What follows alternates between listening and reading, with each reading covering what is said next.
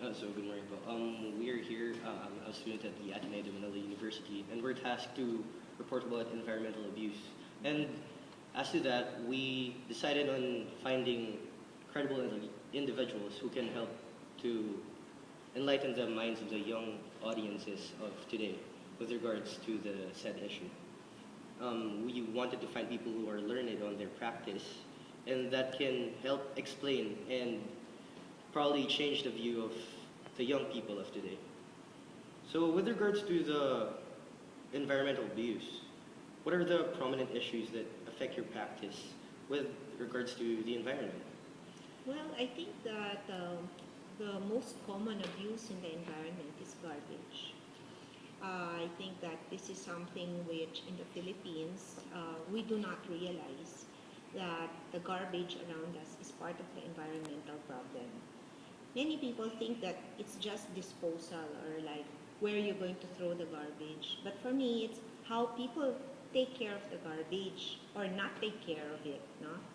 Like we find a lot of litter and a lot of trash all around us, and that for me reflects how we respect our environment in general. So if you can see litter around you, you cannot expect the person who threw the litter to take care of more than the trees or the grass or the rivers. Eh yun lang kalye sa harap ng bahay nila, they cannot take care of. Or the one immediately around them. And instead of being an asset, they're a contributor to the damage. So it is important to educate our people that everything you see around you, including the garbage, is part of your environment. Diba? So if people live in the slums, their environment is the garbage dump, and the litter, and the water, and the mud, and all of that forms part of our psyche as a people. The government now is supposed to teach the people the standards which will enable them to live a healthier life.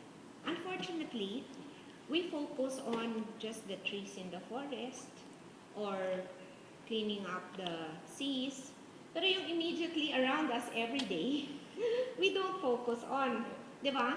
Like we should educate our people by penalizing them maybe if they litter, di ba? There is no campaign, or the politicians don't really talk about, what is everyday practice? What is everyday that you see around you? Like the houses that are already almost going to crumble.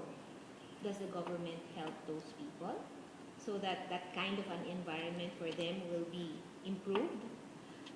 When you see mud in the sidewalks or when people have to walk on muddy and dirty sidewalks and roads, do we complain? Do we give notice to people that this needs to be improved? No? Many of the clamor for the environment is in the Tubataha Reef, in the mountain, pero yung everyday na what we see around us, we do not try to correct. If only everybody would try to do their own little cleanups by teaching people that this is the standard so you don't get sick, so that our environment will be protected, then maybe we can see a greater respect for the bigger picture. The greater, like the forest and the mountains.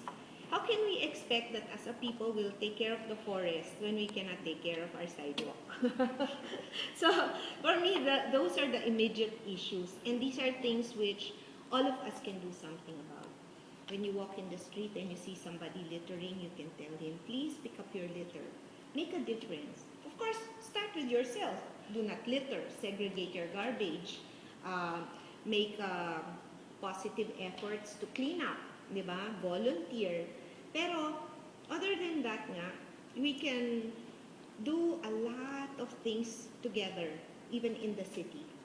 Like for example, in the Marikina River, every time it rains, you see the river full of garbage. But if people will not throw any more garbage from today on, for example, tomorrow after the river flushes out that mud, the next rain, there should be no more garbage. Di ba? Kasi na-flush out mo na, na-clean out mo na.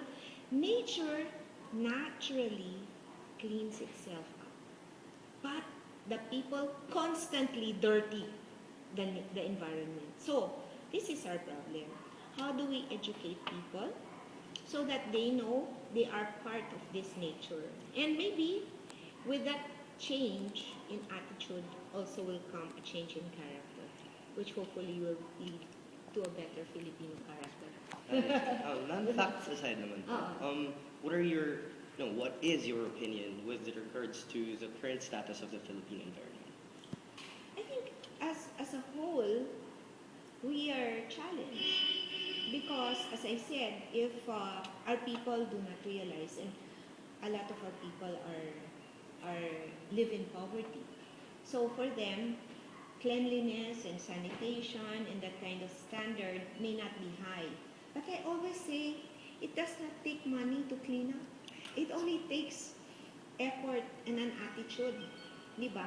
So if only we could have a more positive attitude, perhaps that could be a very big leap for the environment in general. Kasi maraming environmentalists, they want to save the forest. But you have the kaingeros naman, they keep cutting the forest.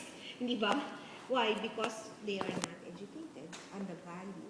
So the same way, we are not putting enough emphasis on educating people on what is important. And then sometimes, the activists go overboard.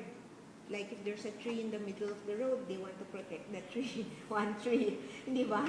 Pero they don't protect the car that will run into the tree, di ba? So I think we need a lot of discussion in this area, and I think we need a lot of education, and I think we need to do more action than talk. What principle naman po, principle or value do you incorporate in your practice to help alleviate the current status of the Philippine environment? In Marikina, when I was a mayor, our standards were very high with regards to the environmental protection. First, we teach people how to clean up. We teach people not to litter. We teach people to segregate their garbage. And then we sort our garbage so that we had almost 50% recycling. So that's a lot of savings for damage in the environment. I do believe that we need a lot of political will for the environment to reverse the trend in degradation.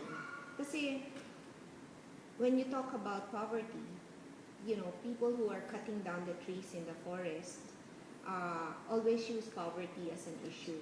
And the politicians in that area do not want to stop the degradation because they're saying it's their livelihood. So we do need a lot of political will for people to be able to go in the right direction. For as long as we do not stop people from doing the negatives because of reasons of poverty and all the other needs, then we will not be able to move forward. Do you have any ideas naman po with regards to the laws set by our own government, or probably laws you yourself have set in your municipality that respond to the call of stopping environmental abuse? I don't think that we lack in laws. No. We don't need any more laws. We need to implement the laws. Yan, yun din talaga. I think our laws are too stringent already for this country. Sometimes they are not practical. For example, the Clean Air Act doesn't allow us to burn garbage or to use incineration to burn our refuse and convert it into energy. So we are using coal and it's dirtier for the environment. And then we are using trucks which take longer to go to the dump site. So they are polluting our environment. So if you look at all of that, the number of trips of all those trucks, I bet you they're more than what an incinerator would generate, di ba? So, we have a lot of laws, but again, the practicality of it and how it can be implemented without fear or favor is the challenge. With those laws naman po, what projects have you launched in your community, or what projects have you enforced to help alleviate the current status of the Philippine environment with regards to alleviating the environment's kind of bad status right now? What are the What- important laws, you think? No. What projects have you launched or enforced? Well, we have actually the Eco Savers Passbook project of Marikina, which we started, has been adopted on a national scale, which is actually the value of that is by giving children in the public schools passbook and encouraging them to bring their newspapers and recyclables to school in exchange for points in their passbook, which they can redeem for notebooks, pencils, school supplies, even rice.